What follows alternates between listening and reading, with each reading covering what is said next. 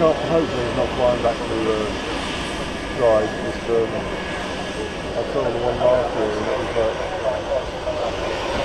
big loops.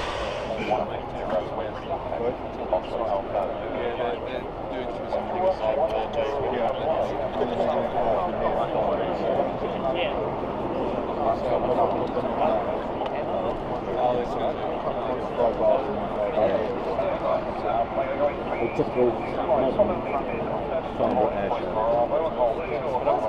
The Bombay one, they had it standing inside. If you look at there's several see four lanes. There's four multiple. You see photographs of them dropping, you'll see the lines of the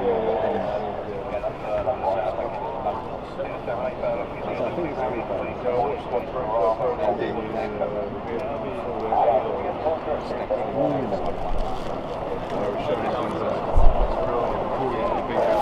suppress so they could do as SAR down